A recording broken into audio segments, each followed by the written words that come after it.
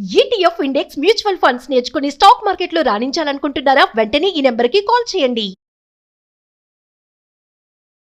నమస్తే, welcome back to Suman TV. Present మనతో పాటు ఉన్నారు అనలిస్ట్ మందర్ కృష్ణారెడ్డి గారు. నమస్తే సార్. నమస్తే అమ్మ.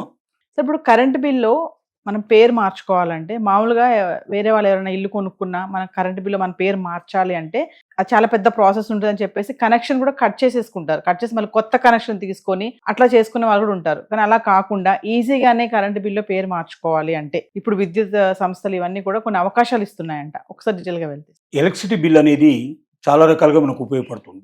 అంటే బిల్లు మామూలుగా దాంట్లో అమౌంట్ ఎంత ఉందో తెలుసుకొని కట్టడానికే కాకుండా ఆధార్ కార్డు కానీ పాన్ కార్డు కానీ ఇలాంటి వాటికి ఆధారంగా ఎలక్ట్రిసిటీ బిల్లు మనం ప్రొవైడ్ చేయడానికి పాసిబిలిటీ ఉంటుంది. అలాగే ల్యాండ్స్ కొనేటప్పుడు అలాంటి వాటి కూడా కరెంటు బిల్లును ప్రొడ్యూస్ చేయడానికి మనకు అవకాశం ఉంటుంది. కాబట్టి ఇంతగా ఉపయోగపడేటువంటి కరెంటు బిల్లుని అంటే మనం నిజంగా దానికి యజమానులం అయినట్టయితే, మన పేరుతో ఉన్నట్టయితే అది మనకు చాలా ఉపయోగంగా ఉంటుంది. ఇప్పుడు అపార్ట్మెంట్స్ ఉన్నాయి. కొత్తగా కట్టిన అపార్ట్మెంట్లో కూడా ఎలక్ట్రిసిటీ బిల్డర్ ఎవరైతే ఉంటారో అతని పేరు మీద ఉంటాయి. అతను అన్నిటికీ ఒకేసారి తెచ్చి పెడతాడు. ఆ తర్వాత కన్స్ట్రక్షన్ చేసిన తర్వాత అతను ఏం చేస్తాడు, మన పేరు మీద రిజిస్ట్రేషన్ చేస్తాడు. అతను మన పేరు మీద రిజిస్ట్రేషన్ చేసినప్పుడు కరెంటు బిల్లు అతని పేరు మీద ఉంటుంది. అంటే అపార్ట్మెంట్ మన పేరు మీద వచ్చేస్తుంది, కానీ కరెంటు బిల్లు పేరు అతని పేరు మీద ఉంటుంది. మనం ఏం చేయాలి? సహజంగా చేసే పని ఏంటంటే కరెంట్ ఆఫీస్కి వెళ్ళి ఎలక్ట్రిసిటీ ఆఫీస్ లోపల ఫార్మాలిటీస్ అన్ని పూర్తి చేసి మనం అక్కడ అప్లై చేసి రావాలి.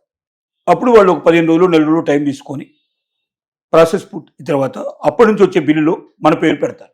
ఈ ప్రాసెస్ అంతా ఎవరు చేస్తారులే అనే ఉద్దేశంతో చాలామంది ఏం చేస్తారంటే అసలు ఆ కరెంటు కనెక్షన్ మొత్తం కట్ చేసుకొని కొత్త కనెక్షన్ కూడా తెచ్చుకునే ప్రయత్నం చేస్తారు.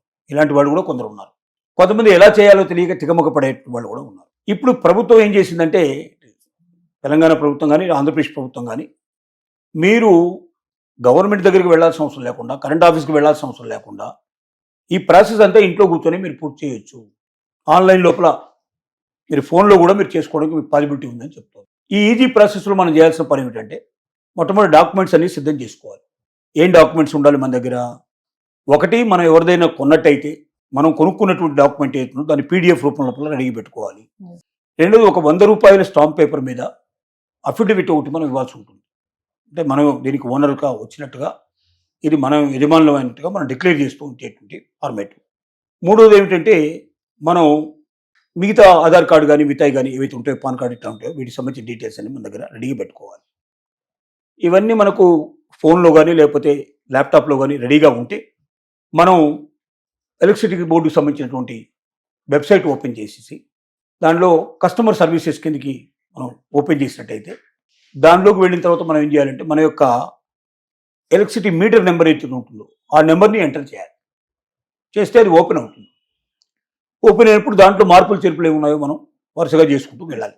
గతంలో ఎవరి పేరు మీద ఉంది, ఇప్పుడు ఎవరి పేరు మీద రావాలి, కొన్నటువంటి డాక్యుమెంట్స్ సంబంధించిన పీడిఎఫ్ అప్లోడ్ చేయడం, 100 రూపీస్ స్టాంప్ పేపర్ అప్లోడ్ చేయడం, అలాగే ఆధార్ కార్డు పాన్ కార్డు ఇవన్నీ అప్లోడ్ చేయడం కంప్లీట్గా చేసి దాంట్లో క్వశ్చన్స్ అడుగుతుంటుందో అందుకే మనం ఆన్సర్ కంప్లీట్ చేసుకుంటూ వెళ్ళినట్టయితే అంతా పూర్తయిన తర్వాత అది ఆటోమేటిక్గా సెండ్ అంటుంది. సెండ్ పంపించేస్తే ఆ తర్వాత మనకు నెక్స్ట్ వచ్చే బిల్లులో ఆటోమేటిక్గా మన పేరు వచ్చేస్తుంది. ప్రాసెస్ చాలా ఈజీ అవుతుంది. ఇది ఎవరి దగ్గర నువ్వు కొన్నప్పుడే కాకుండా ఒక్కోసారి ఫాదర్ చనిపోతాడు, కొడుకుల పేరు మీద వారసుల పేరు మీద అవుతుంది. అది అలాంటప్పుడు కూడా ఇది ఉపయోగపడుతుంది. అన్నదమ్ముల మధ్య డిస్ప్యూట్ ఎవరు ఉంటే ఆ డిస్ప్యూట్ క్లియర్ చేసేసుకొని అది ఎవరికి చెందాల్సిందో కూడా డిక్లేర్ చేసే అవకాశాలు ఉంటాయి. అలాంటప్పుడు ఇది ఉపయోగపడుతుంది. ఇలా అనేక రకాలుగా అంటే మన పేరు మీద లేకుండా ఇంకొకరి పేరు మీద ఉన్నదాన్ని మన పేరు మీద చేసుకోవాలనుకుంటే మనం ఆథరైజ్డ్ పర్సన్గా ఉన్నట్టయితే సులభతరంగా అయ్యేటట్టుగా ఆన్లైన్లోనే చేసుకోవడానికి, ఇంట్లో కూర్చొని చేసుకోవడానికి, మన ఫోన్లో కూడా చేసుకోవడానికి, ల్యాప్టాప్లో చేసుకోవడానికి అవకాశం కల్పించబడింది. మనం చేయడం కష్టం అనుకున్నట్టయితే మనకు దగ్గరలో ఉండేటువంటి ఏదైనా ఇంటర్నెట్ సెంటర్కి వెళ్ళి మనం చేయించుకోవడానికి మనకు పాసిబిలిటీస్ ఉంటాయి. సులభతరం చేశారు. ఇది చాలా ముఖ్యమైన విషయం. అంటే లక్షలాది మంది ఈ సమస్యతో బాధపడుతూ ఉంటారు. వాళ్ళందరికీ ఇది ఒక చక్కటి సొల్యూషన్. అంటే తెలియక కొంతమంది కనెక్షన్ కూడా కట్ చేసి కొత్త కనెక్షన్కి వెళ్తారు. కొత్త కనెక్షన్ చాలా ఎక్కువ కాస్ట్ అవుతుంది, తక్కువ కాదు ఇవాళ. రెండోది, వెయిటింగ్ పీరియడ్ ఉంటుంది. మనకు అట్లా అప్లై చేయగానే ఇట్లా ఇవ్వరు.